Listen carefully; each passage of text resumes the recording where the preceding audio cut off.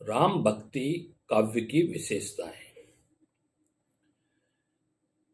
राम काव्य की विशेषता इस प्रकार है। निर्गुण भक्ति नीरस और कठिन थी, अतः परमात्मा के साकार रूप की कल्पना की गई। यह साकार रूप श्री कृष्ण और राम के रूप में माना जाता है। कुछ कवियों ने कृष्ण के जीवन की विविध लीलाओं और क्रीड़ाओं का वर्णन करते हुए उनके लोक रंजक रूप को दर्शाया है।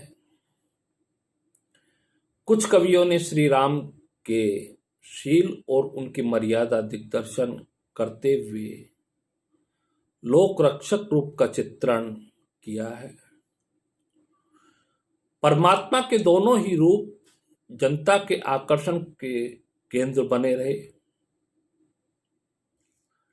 निराशामयी एवं कष्टमयी स्थिति में प्रभु की वंदना स्तुति और उनके ध्यान से जनता को बहुत ही सहारा एवं सांत्वना मिली तथा कष्टों से दूर एवं मुक्त होने की शक्ति प्राप्त हुई। राम भक्ति की जो विशेषताएं हैं, राम का स्वरूप। इस धारा के कवियों ने राम को विष्णु का अवतार और ब्रह्म का स्वरूप माना। इनके राम दशरथ के पुत्र और शक्तिशील तथा सौंदर्य के पुंज हैं। मानव के रूप धारण कर उन्होंने धर्म तथा संतों की रक्षा की है और दुष्टों तथा राक्षसों का संहार किया है। राम को अवतारी पुरुष मानते थे। विप्रधेनु सुर संत हित लीन मनुज अवतार निज इच्छा निर्मित तनु माया गुण गोपाल।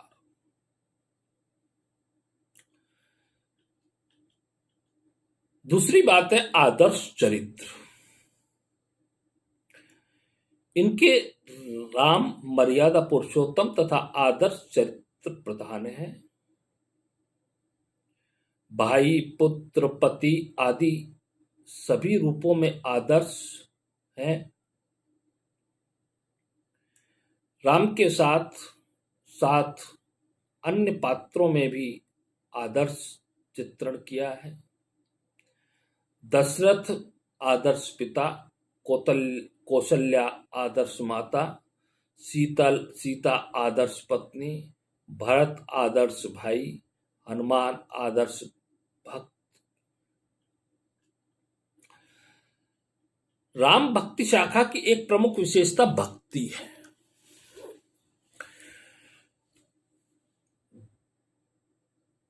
राम भक्ति काव्य में भक्ति की प्रधानता है। ये कवि ज्ञान और कर्म से भक्ति को श्रेष्ठ बताते हैं। भक्ति द्वारा जीव का लोक परलोक दोनों सुधरता है। तुलसीदास तो यहां तक कहते हैं,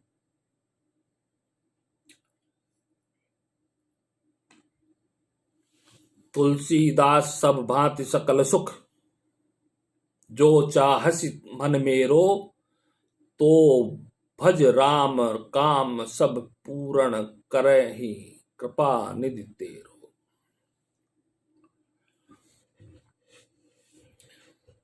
बहुत बड़ी बात कह दी है। तुलसीदास कहते हैं सब भांति सकल सुख जो चाहत मन मेरो, तो भज राम काम सब पूर्ण करहि कृपा निधि तेरो। वह कृपानिधि तेरे समस्त कार्यों को पूर्ण कर देगा। उसके नाम का स्मरण कर। समन्वय की भावना। राम काव्य धारा में विविध प्रकार की समन्वय की भावना दिखाई पड़ती है। तुलसी काव्य तो समन्वय की विराट चेष्टा है। इसमें ज्ञान, भक्ति, कर्म तथा विविध देवी देवताओं की स्तुति में समन्वय के विराट चेष्टा की गई है। उपासना में समन्वय दिखलाते हुए तुलसीदास लिखते हैं, शिव द्रोही मम दास कहावा, सो नर मोई सपनेऊ नहीं भावा। शंकर विमुख भगत चह मोरी, सो नार की मूड मति थोरी। जन जीवन के कवि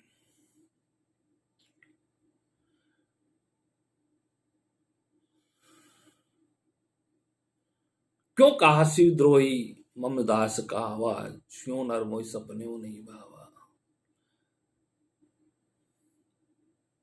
गोस्वामी तुलसीदास पहले शिव और शाक्त लड़ा करते थे।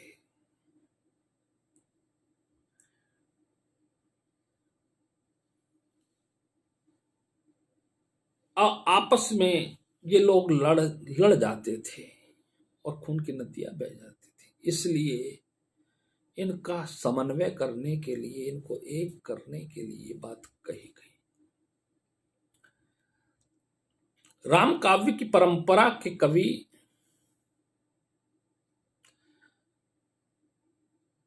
सही अर्थ में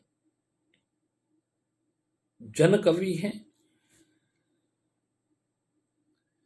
किसी राजा के आश्रय में रहकर उनकी खुशामद में ये काव्य नहीं लिखे गए। यही कारण है कि इनके काव्य जीवन का प्रतिनिधित्व करते हैं। ये कवि विनती और विनम्र हैं, विनीत और विनम्र हैं। इनकी रचना लोक रक्षा के लिए हुई है। राम काव्य परंपरा की अधिकांश रचनाएं अवधी भाषा में लिखी गई। ब्रज भाषा में लिखे जाने वाली रचनाओं की संख्या कम है। इस भाषा के कवियों में राम की भक्ति सेवक और सेव्य भाव की है से की है। इस भाव में वह मोक्ष में विश्वास करते हैं। तुलसीदास लिखते हैं, सेवक सेव्य भाव बिनु भवन तरिय उर्गार, भजऊ राम पद पंकज अस सिद्धांत विचार।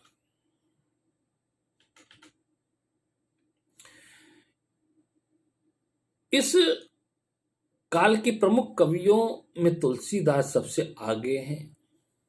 इसके अतिरिक्त केशवदास, सेनापति, नाभादास, अग्रदास, प्राणचंद चौहान आदि कवि आ जाते हैं।